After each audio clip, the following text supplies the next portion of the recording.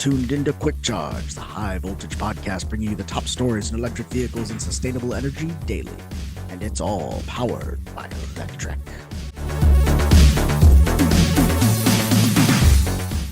Welcome to Quick Charge. It is February 12th, 2025, and I'm your host, Joe Boris.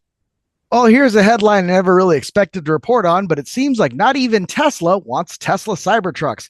Tesla says it's not taking Cybertruck as trade-in after owner tries to return his due to anti-Nazi harassment. Tesla reportedly told a Cybertruck owner that it is not currently taking Cybertruck trade-ins after the owner tried to return his truck due to what he described as anti-Nazi harassment, or what you and I would call being a good American. We have recently seen examples of Tesla owners being targeted by similar efforts, with people spray painting anti-fascist messages on the vehicles or simply throwing the middle finger at Tesla owners. Cybertruck owners seem to be getting the brunt of it, probably because it is the most recognizable Tesla vehicle and the latest offered by the company. So people assume that the owner bought it while knowing of Elon's latest antics. Kumate Jiroji, a cosmetic physician based in central Massachusetts, is one of those Cybertruck owners stuck in this situation. He reported to social media and to local news that he and his family are being harassed because of his gold-wrapped Cybertruck. Now, not just waving at me, they're not just giving me the middle finger. Somebody tried to cut me off while I'm driving with my kids, and three guys came out of the car and just pointed middle finger and started screaming at me. More recently, he says that someone placed an anti-Nazi sticker on his truck. You can see that right there. I'm not going to read it, but it says Nazis fuck off, which I think is a message we can all get behind. After his wife said that she didn't feel safe driving the truck, Jiroji tried to trade it into Tesla, but he said Tesla told him they're not accepting Cybertruck trade-ins. He confirmed with the text message that Tesla is not accepting Cybertruck trades at this moment. I don't really know what to say here, guys. I mean, number one, if you have a giant gold-wrapped vehicle of any kind, it can be a van, it can be a truck. If you're not a commercial type person, you're a cosmetic surgeon, you don't need that thing, you suck. But that said, he's probably not a Nazi, right? We can all, odds saying probably not a Nazi. Elon might not even be a Nazi. Regardless of that, that's not the only Tesla news we have today. It just gets weirder and weirder, folks. Chinese journalists are told not to be negative about Tesla as it sues customers and media.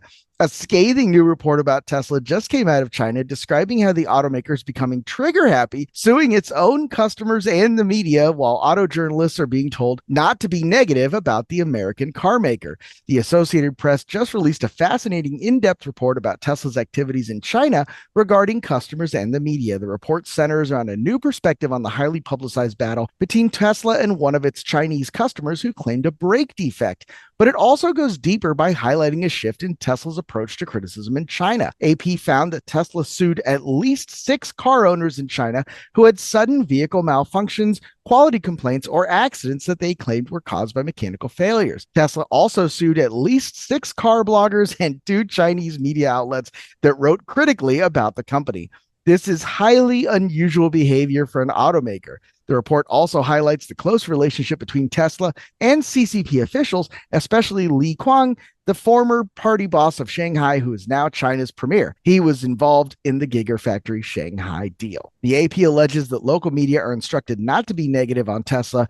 Quote, Tesla has profited from the largesse of the Chinese state, winning unprecedented regulatory benefits, below market rate loans, and large tax breaks. With a few pointed exceptions, Tesla has enjoyed largely ingratiating coverage in the Chinese press, and journalists told AP they have been instructed to avoid negative coverage of the automaker. One reporter told the Associated Press, "We were told by our editor that we should not write negatively about Tesla because it is a key company that was introduced and protected by the Shanghai government." The report also explains how Tesla wins 90% of the court cases filed against the automaker by customers who claim a defect. Many customers complained of Tesla's lack of communication, leading to filing lawsuits. If they file lawsuits, they lose and complain publicly, they are the ones getting sued by Tesla and forced to pay the company and make a public apology.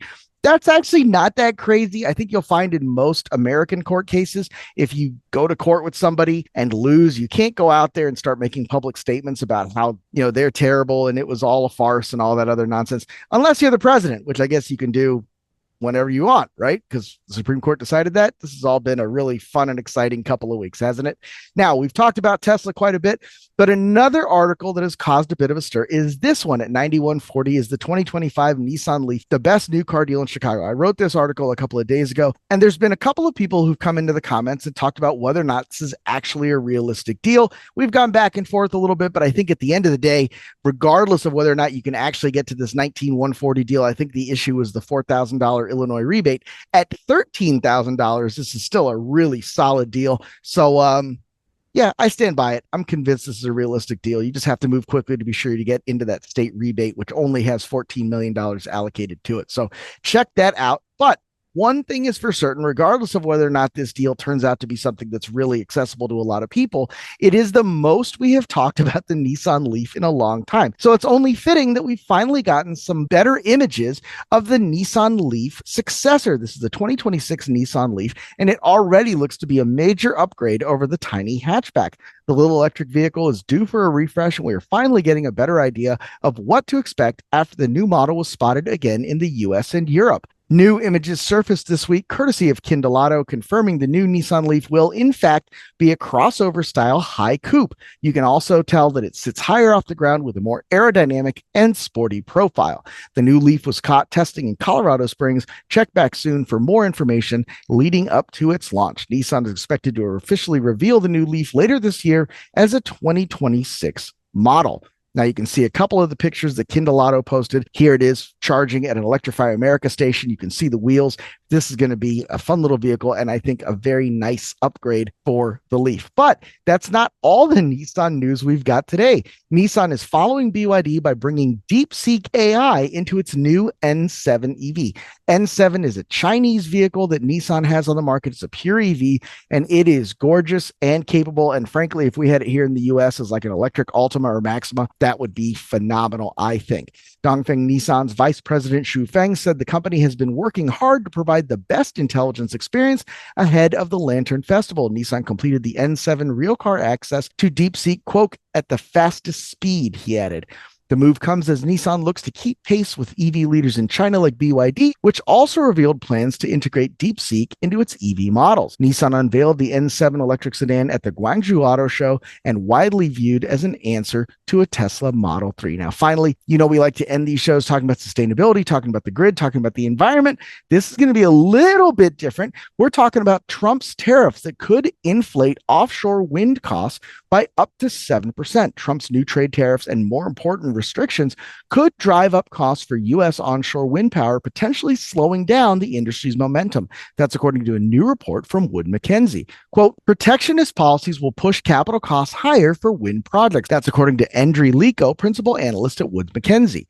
In a scenario with a universal 25% tariff on all imported products, the impact would be even greater, with turbine costs potentially rising 10% and overall project costs increasing 7%. This would have material impacts on the industry, putting some projects at risk due to economic factors. The U.S. wind industry relies heavily on imports, particularly for components like blades, drivetrains, and electrical systems. In 2023, the U.S. imported $1.7 billion worth of wind-related equipment, with 41% coming from Mexico, Canada, and China. Lico noted that tariffs aren't new to the wind sector. Quote, wind peers await the specialization of the tariff legislation to fully assess the impact. Tariffs imposed during the previous Trump term had minimal impact on the U.S. wind power segment, while a looser monetary policy may soften tariffs' impact. The report predicts that these tariffs should increase the levelized cost of energy, ELCO, for U.S. onshore wind by 4% in the near term. In a scenario where all imports face a 25% tariff, ELCO could jump by 7%. So that's all bad news, but hey, that meteor just keeps getting closer and closer, so maybe we'll get some good news yet. Be sure to like and subscribe so you don't miss our final countdown to the meteor strike.